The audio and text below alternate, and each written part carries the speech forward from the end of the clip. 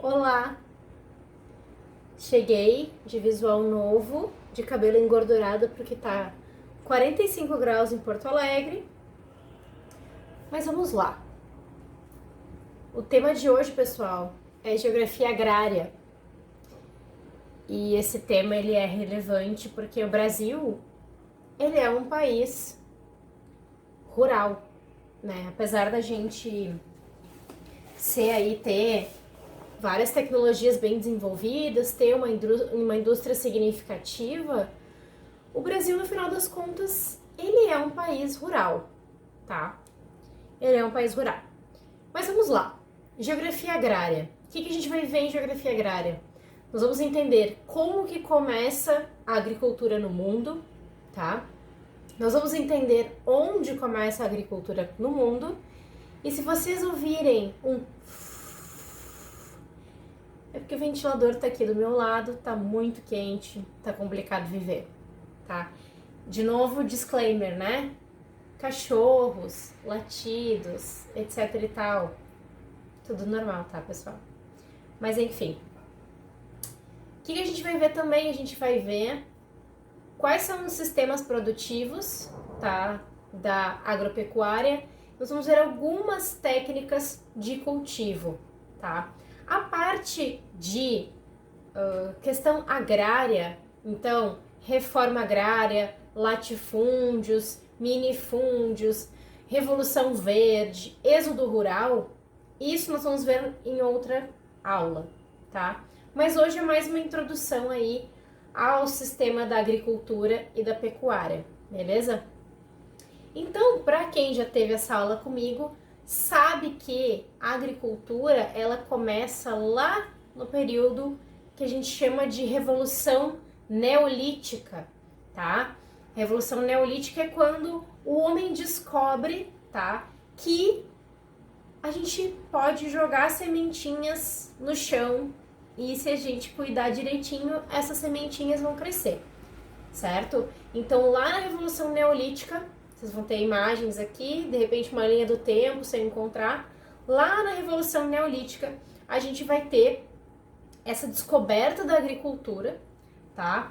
E então o homem começa a se fixar, ele começa a criar sociedades mais complexas e quem domina a agricultura acaba sendo quem é o mais rico e quem tem mais riquezas.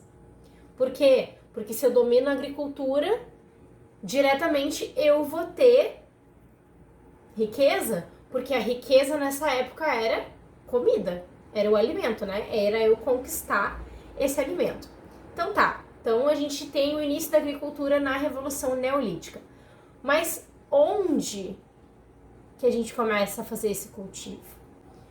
Quem lembra dessa aula também vai lembrar da expressão crescente fértil, né? A crescente fértil é aquela região que vai do rio Nilo até o Tigre Eufrates, então, desde a civilização egípcia até a Mesopotâmia, tá? Que é uma região que unia aí alguns fatores. Unia essas regiões de rios intermitentes, então eram rios que em um período estavam secos e outro período tinha um período de chuva, de cheia. Ai, Sora, mas se tinha período de seca, como é que era bom para a agricultura? Bom, quando a gente tem esse período de seca, desse rio intermitente, o nível do rio baixa.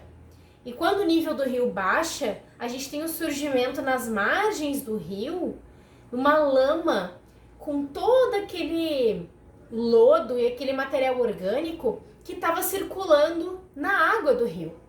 Então a gente tem ali uma terra muito fértil, tá? Segundo fator é que ali naquela região da crescente fértil, a gente tem também ventos muito fortes e sementes bem miúdas.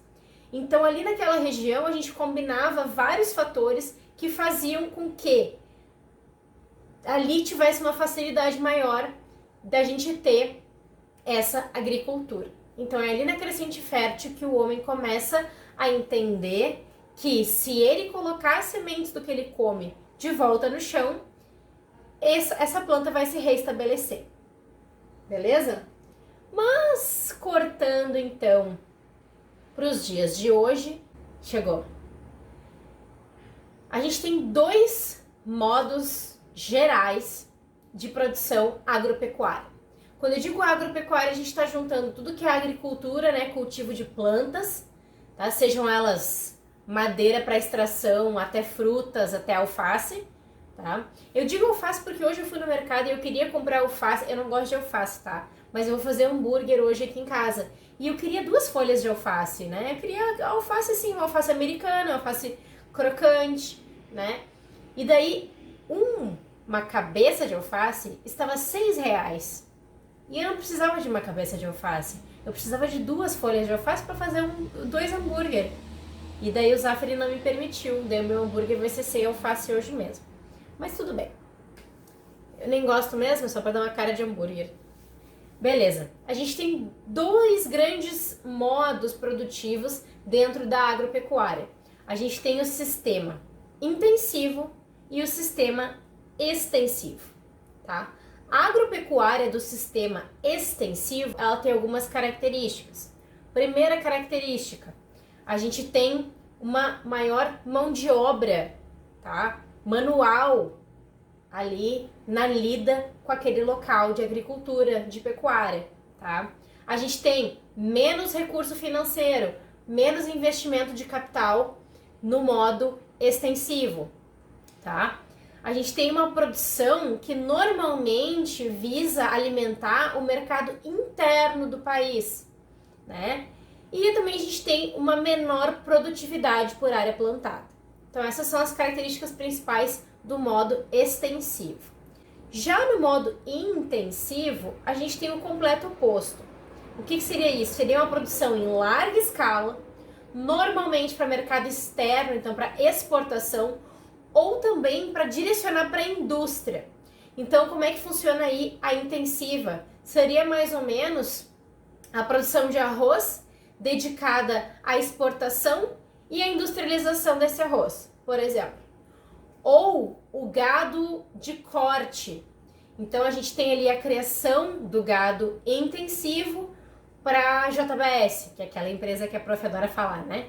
Para virar, então, o hambúrguer, para virar a carne moída, para virar o churrasco de domingo, tá? Seria, então, a pecuária extensiva, a pecuária intensiva, tá? O gado leiteiro, né, o que faz o leite, o que nos dá o queijo, enfim, normalmente é um gado intensivo, são vacas criadas de maneira confinada. Elevado uso de insumos como transgenia, biotecnologia, maquinário pesado, tá? E grande investimento de capital com alta produtividade. Então a gente vai ter os transgênicos para aumentar a produtividade, a gente vai ter o maquinário para aumentar a produtividade, a gente vai ter sistemas de irrigação, sistema de estufa, tudo para aumentar a produtividade que tem aquela terra ali. Esse é o sistema intensivo, tá? Dentro desses sistemas, a gente vai ter algumas palavrinhas de modos de produção que pode ser que apareçam na prova, tá? Primeira coisa é a gente lembrar que o modo intensivo de produção, ele é bastante dedicado ao agronegócio, o agrobusiness, tá? O agronegócio, que é aquela maneira que a gente usa essa produtividade da agricultura e da pecuária para geração de lucros, né? Para exportação, enfim, de uma maneira bem exaustiva para aquela terra. Mas vamos lá. Os principais modos dentro desses sistemas agrícolas são os seguintes: a agricultura de subsistência. A agricultura de subsistência é aquela agricultura em que geralmente a gente tem uma agricultura familiar, então a família faz o cultivo ali da produção, o que ela usa para sustentar suas necessidades alimentares, tá? E o que sobra, ou o que a gente chama de excedente, vai para venda em pequenos mercados ou para troca com pessoas que produzem alimentos diferentes. Então, o que seria subsistência? A minha subsistência seria, por exemplo, se eu plantasse manjericão, batata, tomate aqui no meu apartamento e eu me alimentasse apenas disso e o que sobrasse da minha produção eu venderia para os meus vizinhos ou trocaria, desculpa, ou trocaria com eles, certo? A agricultura próxima é a itinerante. A agricultura itinerante, ela tem esse nome, né, porque ela viaja de lugar para lugar. Por quê? Porque é uma agricultura que exige muito da terra. Então ela vai levar essa terra à exaustão. Quando ela entra em exaustão, eles têm que partir para outro lugar. Nessa agricultura itinerante, normalmente a gente faz o uso de queimadas, né, para preparar a terra de maneira mais rápida, e essas queimadas vão levando a uma exaustão, então, daquela terra. Então aquela terra se torna improdutiva, eles têm que procurar outro lugar.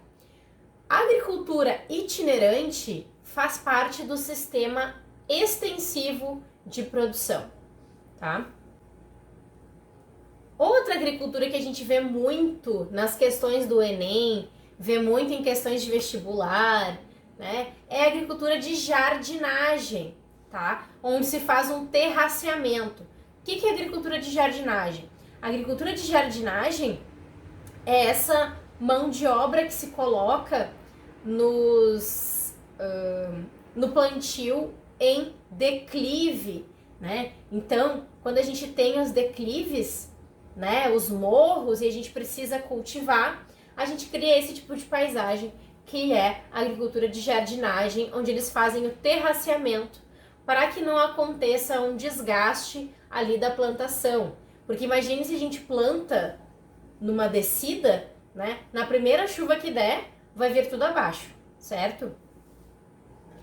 Depois a gente tem uma agricultura que a gente chama de agricultura de plantation. O que são as plantations?